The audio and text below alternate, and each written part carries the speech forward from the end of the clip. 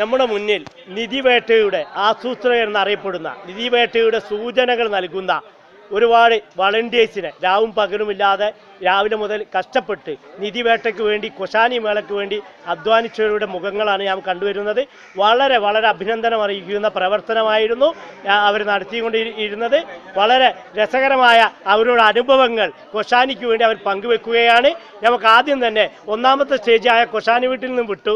രണ്ടാം സ്റ്റേജ് കഴിഞ്ഞ് മൂന്നാമത്തെ സ്റ്റേജിൽ ബ്ലാക്ക് ടീഷർട്ടുകൾ എന്ന് പറയുന്ന അവരുടെ പോയിന്റും കാര്യങ്ങളും അവർ തന്നെ പറയും. മിസ്റ്റർ നക്കാഷ് ആൻഡ് അലി, എങ്ങനെയായിരുന്നു അനുഭവങ്ങൾ? നല്ല അനുഭവമായിരുന്നു.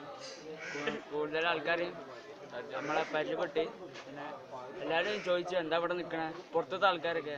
അപ്പോൾ നമ്മൾ പറഞ്ഞു ഫാമിലി മീറ്റിൻ്റെ ഇതാണ്, അതുകൊണ്ടാണ് നിൽക്കുന്നത്. ഓക്കെ,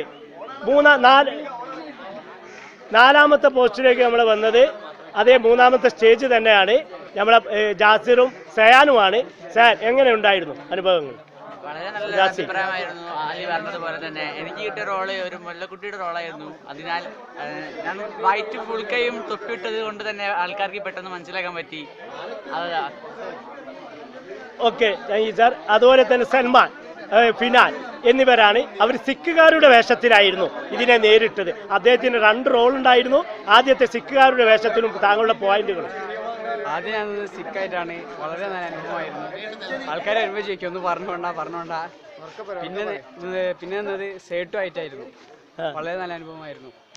ഓക്കെ ഓക്കെ, ഇനി നമ്മൾ പോകുന്നത് അതേ സ്റ്റേജിൽ തന്നെ നാലാമത്തെ സ്റ്റേജിലെ ഇജ്ലാലും ഫാസിയാണ്.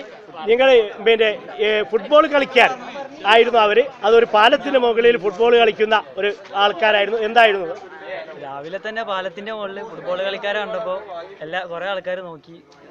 പിന്നെ കുറെ ആൾക്കാർ പറഞ്ഞു തരാൻ പറഞ്ഞു. നല്ല അനുഭവം.